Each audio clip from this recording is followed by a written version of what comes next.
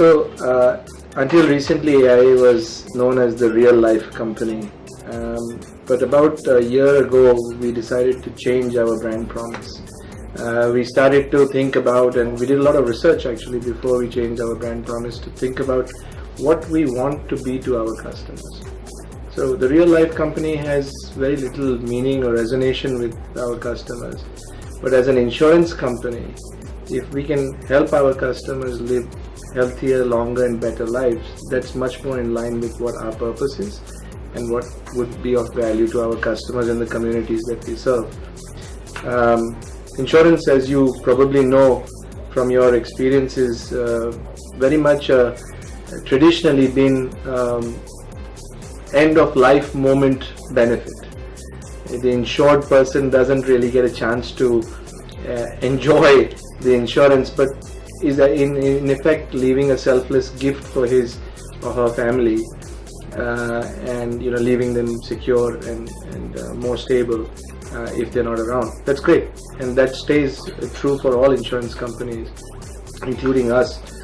We are all in the protection business, but at AI we want to be part of the customer's life when he's living or she's living, and that's where we felt that our promise, our brand, has to stand for more than just protection. And that's where we started to think about how do we help our customers live a healthier, longer, better life. Now that's not an empty brand promise. It's not just a tagline that we use. We're actually starting to use it in different ways in trying to make it come real for our customers, for our employees, for our distribution channels.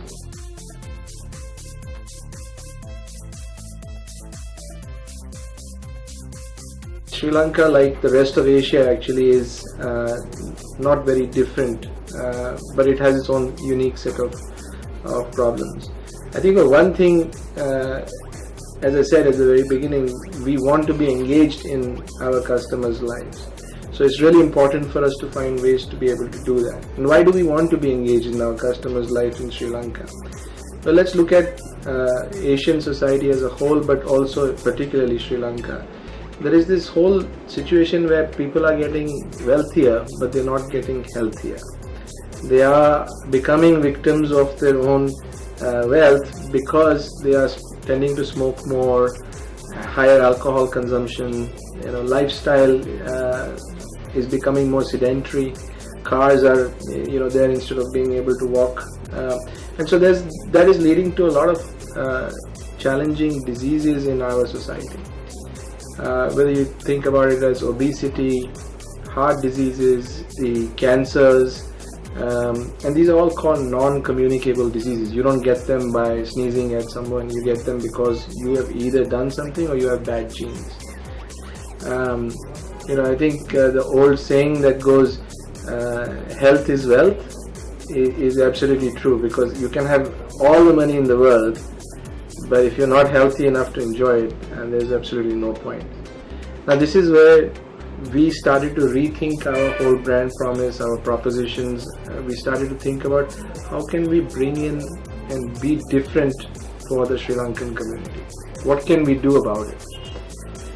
So if you think about lifestyle diseases as being a problem, then insurance products are there to take care of you should you fall ill, right? We have some great insurance products, by the way, right? And the health insurance product, a health protector that we have, is absolutely fantastic. It is cutting edge. It is top of the line for the market. We have some amazing features in it, and we've really thought it through from the customer's point of view of saying, okay, what happens to a customer's journey if they was to fall sick, and they had to go to a hospital? How would we want to serve the customer at every step? We went to the hospital, they had a surgery, they came home for recovery. How did they even go to the hospital? So we've thought through the whole journey of the customer. But what if we could actually help our customers prevent falling sick? Right? How could we do that? That is more fundamental. That is more important for us. It's the prevention. Actually, we've come up with this program that's a global program that AI runs across Asia. It's called AI Vitality. And AI Vitality is a really cool app that has been designed to help people, do the right things for their health and be rewarded for them. And basically it allows customers to know their health, understand their health, and then act on improving it and be rewarded for it. So what does each of the steps mean? You start very quickly by just looking at filling a few quick questions on your phone, and then you understand how old you are. Now you know how old you are, right? I know how old I am. But it's shocking to see some of our statistics, our BMI calculations and other things that we have tells us what our real biological age is. Average age gap that we are finding in the vitality age is about 6 to 7 years. So if let's say you're 30 years old, we're finding that most of the people that fill out the very short survey find themselves to be much older than they imagine. But if we are given rewards that are shorter in shorter durations, say even weekly, we try to hit those goals and win those rewards.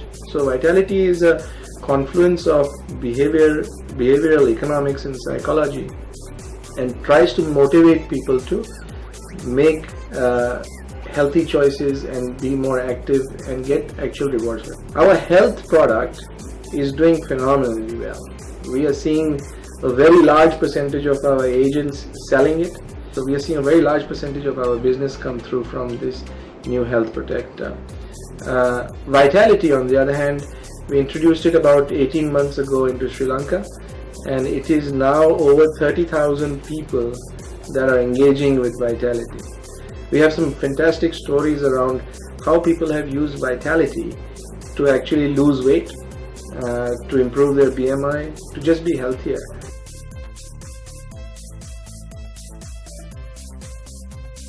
So I think insurance in Sri Lanka is extremely underpenetrated. I mean, if you ask 10 of your friends, it's very likely that one may have insurance, or even all 10 may not. We are extremely underpenetrated as an industry in Sri Lanka. I think some of that is coming from the fact that there's a complete lack of awareness about insurance, what it means, how it can be done. There are some that are insured and believe they are well protected, but are actually not, and that's actually the more scary part to me.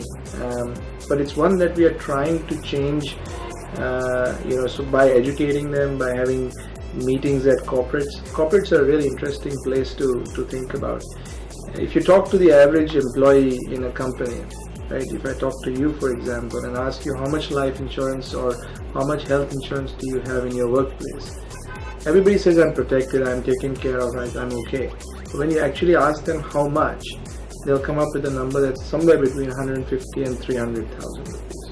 300,000 if your company is generous, 150,000 more likely the average. And that's scary, because if you go to the hospital just for flu, that 150,000 is blown. The rest of it comes from your pocket.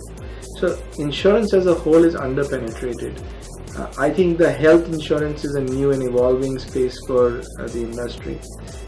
It's been around, but not at an individual level. It's been very much a corporate product. So I see that as a space which is going to continue to grow as awareness about the necessity for it builds up. Sri Lanka is a phenomenal government hospital network, and I think that is good, but most people don't want to use it. The second trend actually is around aging, and this is something that, again, as a society we may not realize quite yet, but the demographics are not in our favor. We are seeing a very rapid aging phenomenon in Sri Lanka. I believe some studies have quoted that by 2041, 25% of the population will be above age 60. 1 in 4 people above the age 60. Now if you think about what that means, I think two trends emerge from that. One is you're going to have enough and good amount of money for managing your life in retirement. So just because I retired at 60 or 55 doesn't mean that I stopped living, and doesn't mean that I don't have a need. In fact, the only thing that's changed is I became a year older and my paycheck stopped.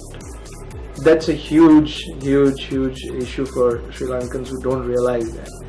And I find it actually amusing when I talk to people about what their retirement plans are. Most don't have one.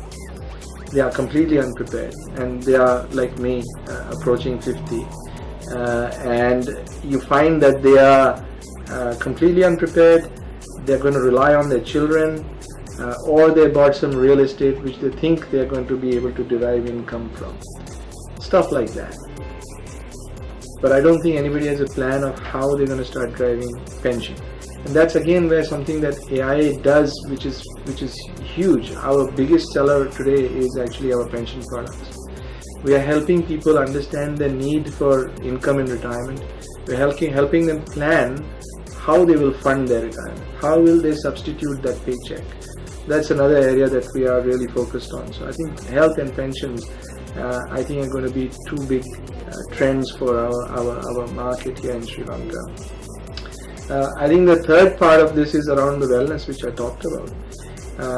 You are going to see, and you're already seeing, higher levels of diabetes, obesity, and I think over time that will translate to a loss in workplace productivity as well.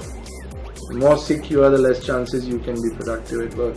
So these are things that I think will start to impact us, and I really feel we as a country need to start thinking about how to live a healthier and better life. Thank you very much.